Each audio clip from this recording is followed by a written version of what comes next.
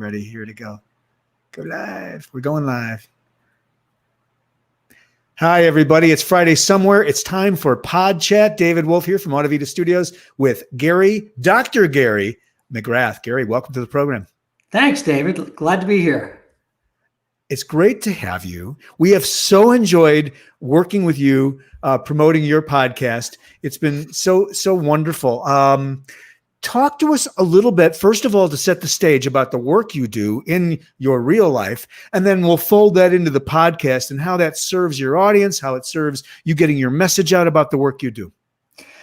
Yeah, I guess the easiest way to describe what we do is to tell you what our mission is. Our mission is to make good bosses into great leaders with compassionate accountability. So we work with executives and with organizations that are trying to build their leadership bench or to improve their leadership capabilities at all levels. That's what we do. Wow. What are some of the challenges that, if you could ask the broadest question, and there's a very short segment together, what are some of the key challenges that you find as you go into these organizations or work with the individual leaders that people are struggling with? Well, it depends on the situation. Like the one that we're under now, the challenges now are considerably different because people are so disconnected. Yeah. And having a sense of belonging is the most important thing that we need as human beings. And leaders have the opportunity to find ways to connect, to be human. And that's why we say compassion, accountability. What we find that the challenge is that under present challenging conditions, people tend to crank up the accountability. And when things are going really well, they tend to crank up the compassion, the fun, and all that. Right? Yeah. It's a natural thing. There's a sense of stress, COVID, this, that. So tighten the screws. That's the place they go. So back to you. Yeah. And they should be doing just the opposite.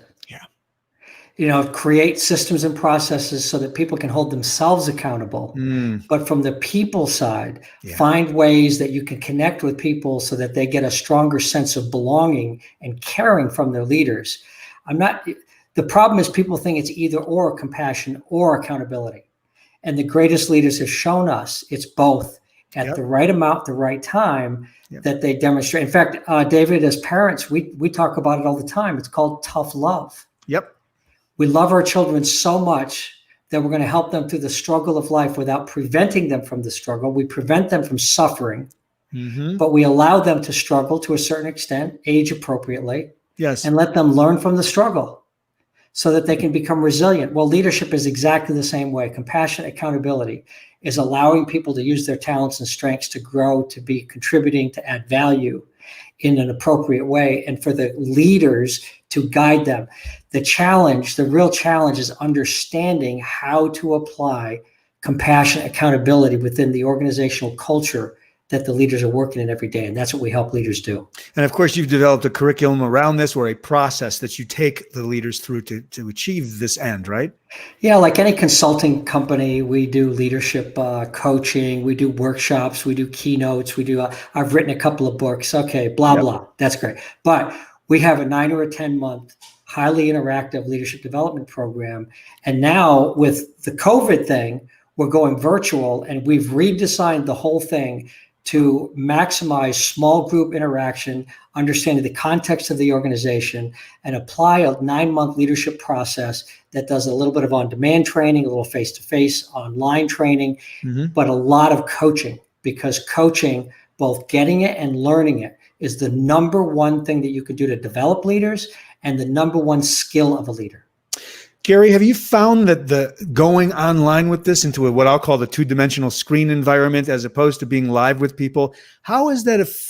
There may be some positives around that in terms of focusing the conversation or negatives or whatever, but characterize how this has changed the interactivity of it. Yeah, so it's a great question, because this whole virtual thing, we don't have the human connection, right? Right. If I was seeing you, and we've never met in person that I can remember, maybe we did. No, I don't believe so. Yeah. No, but I've gotten to know you, and I want to give you a hug. Right. I mean, there's kind of a need for that, but the virtual hug just doesn't work. So what we're finding is the efficiency of some of the work that we do is much higher. There's no travel. We get together with people. The coaching, there's no travel. It's one-on-one.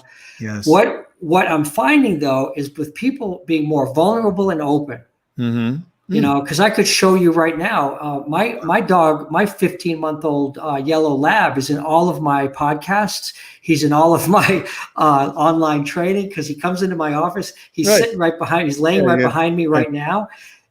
So we get these interruptions working from home, and some people it bothers. And the rest of the time, I say to people, just let it flow. Just let it go. Yeah.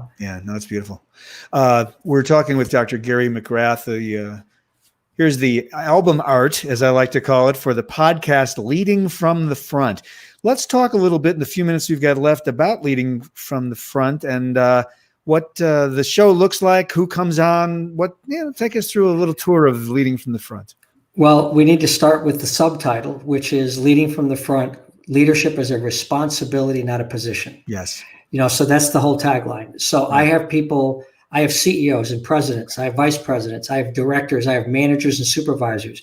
I have people that are in individual contributor roles, but they might be a very important project manager that needs a lot of leadership capability to get through a project that they're working on cross-functionally in a large organization. So they've learned a lot about leadership because leadership is a responsibility, not a position.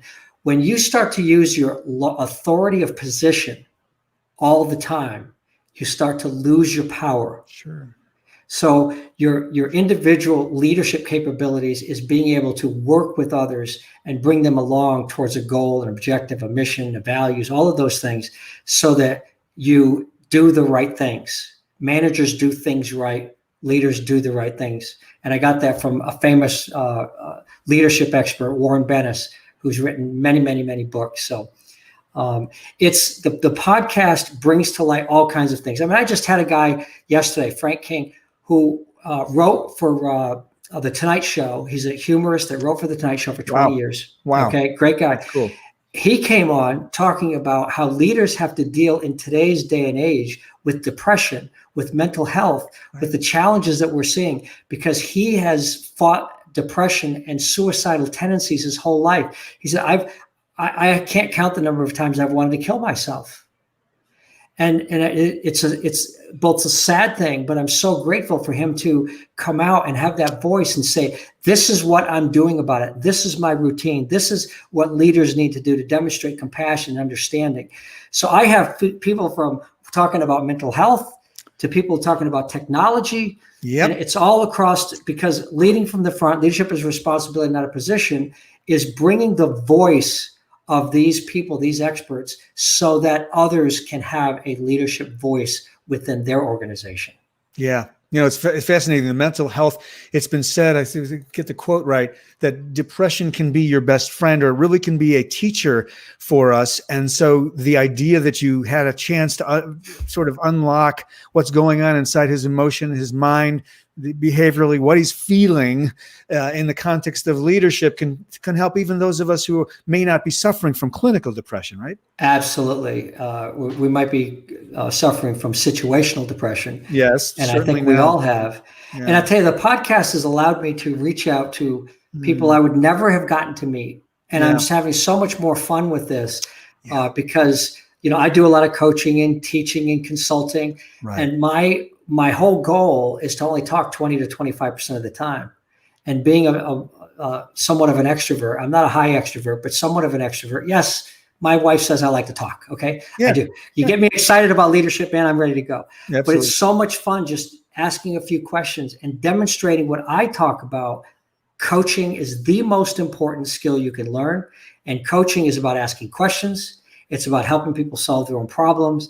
And it's about people recognizing their mindset so that they can show up as the best possible human being every day. The show is Leading from the Front. Leadership, the quote is, leadership is a responsibility, not a position. Did I get it right, Gary? You got it, David. Oh, man, so good to be with you. We're so enjoy working with you on your podcast series as your producer. You're a gift in the world of podcast production clients. So thank you for working with us and continuing to do that. For those watching and listening, please find the podcast and listen if you're at all interested in all things leadership and the work that Gary is doing at Statarius. Thank you so much for being with us today, and enjoy your weekend. Thank you, David. It's been a pleasure. Be well.